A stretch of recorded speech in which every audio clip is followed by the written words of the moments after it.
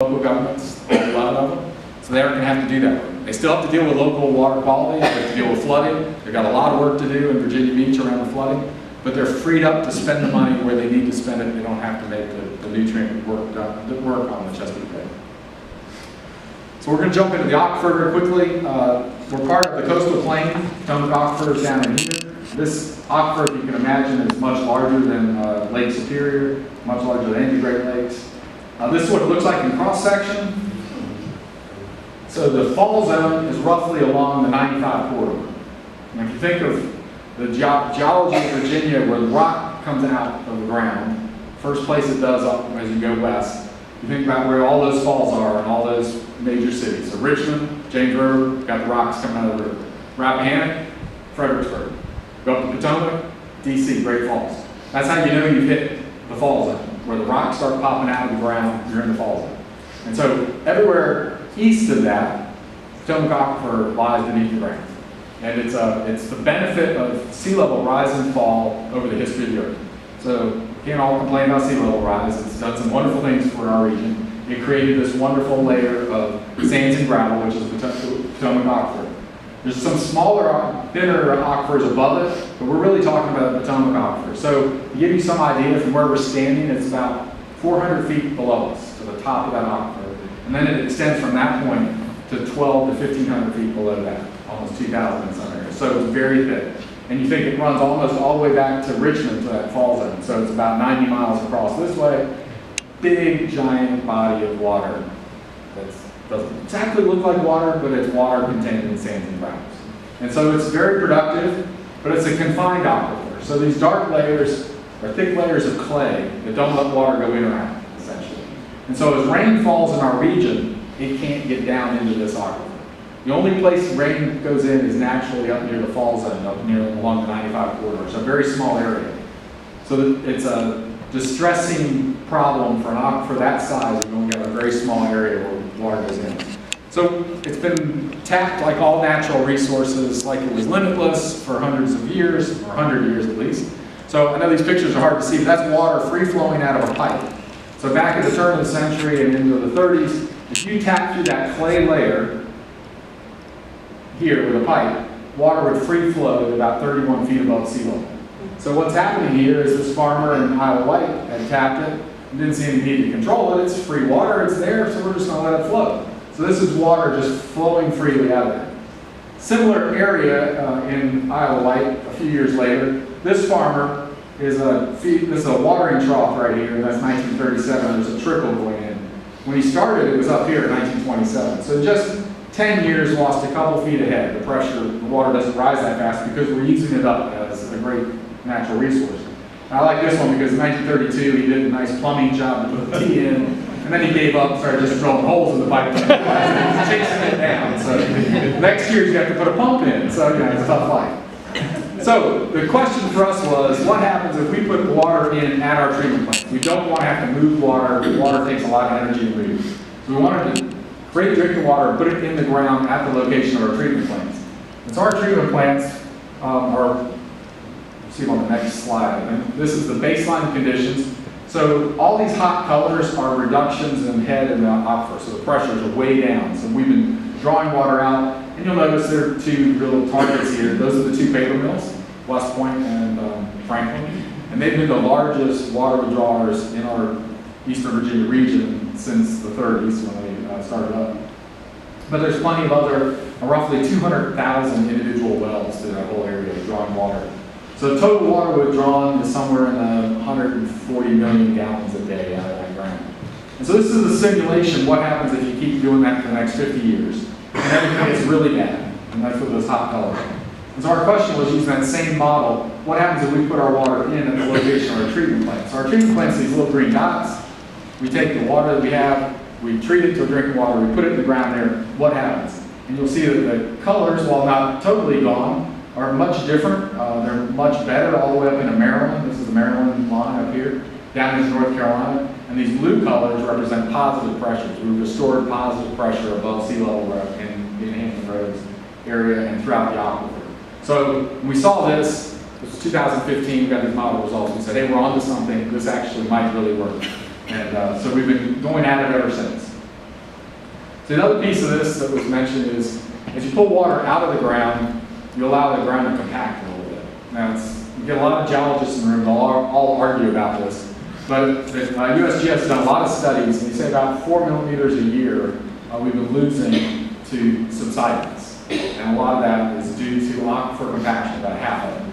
And so this is some of the work that USGS did to show that. You can see the greatest levels of compaction are in the areas where most water is withdrawn. So they were able to actually put this together and do a lot of modeling to show that that's the point. So if 50% of land subsidence is due to aquifer compaction, and we put water back in, we get that back. And that's a great question. So we modeled that as well.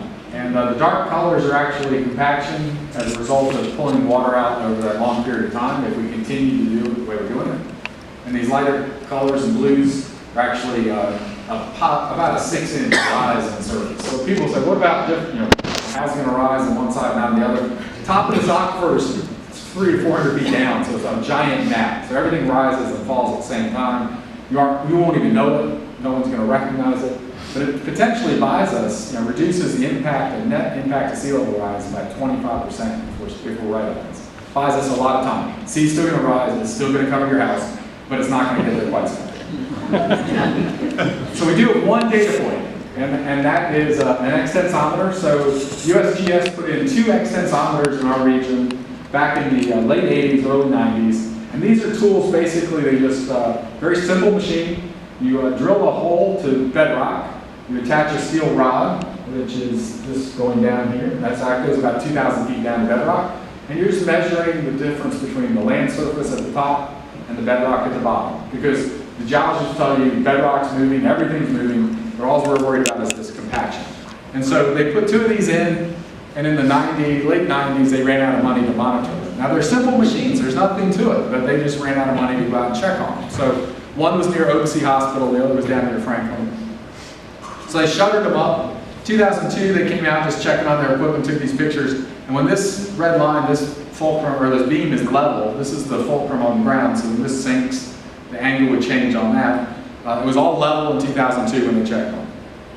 They came back in 2015, took this picture, and it's obviously not level. And we all saw that in 2015, said, oh, what's going on? And we really are sinking. And then you think about it, no, we're actually rising. Because this goes up to make that angle deflect that direction. And it went so far that it bent this 1-inch steel rod. And everyone started scratching their heads. We're talking about compaction, we're talking about land subsidence, why did it rise? Well, in 2010 time frame, economy's bad, Franklin Paper Mill did what? Shut down. Shut down for 3 years before they came back on, and they came back drawing very little water. 32 millimeter rise at that location with just that stopping that withdrawal. So it holds a lot of promise that when we put water back in, we actually might get some land back. And so we actually have, at our facility, we have this bent rod. USGS is quite excited about what we're doing, so they gave us that as a souvenir. We do have a new extensometer, I'll talk quickly about that. We're out of time, so we'll just talk about how we got here. So we ran a pilot. Please do time. No, we got lots of thoughts to go. We'll be fine. Yes, go ahead. So, Brian might want to stay. The rest of you might want to go. He can come back. So we did some pilots, because even though the water's been treated drinking water all over the country, all over the world, we said, well, let's prove that we can do it here, and we wanted to look at 2 technologies. So primarily in California, in fact, all in California, they've got a technology standard that says you can't treat wastewater drinking water unless you use a membrane process, reverse osmosis. Well, reverse osmosis takes a lot of energy. It creates a really nasty byproduct. So about 75% of the water gets through the membrane, is nice and clean. 25% is where all the nasty stuff gets concentrated. Then you got to do something with it. Well, in California, they just pump it out in the ocean. We didn't really have the ability to take all of our treatment plants and get them to the ocean easily. And we didn't really think using that much energy made a lot of sense from an environmental organization. But we wanted to pilot membrane versus carbon, which is used in other places in the world but not quite as widely used. So we did the 2 side by side. We found they both could meet drinking water standards, and we moved forward with the carbon processing. The only thing that carbon can't get out very well is salts. And so our water is a little saltier than standard drinking water standards. But those are an aesthetic standard in the drinking water. There's secondary standards and primary standards. And the secondary standards around salts. And in fact, if you want to call it mineral water, you've got to be up around 1,500. we're somewhere in the 700 parts per million for salt.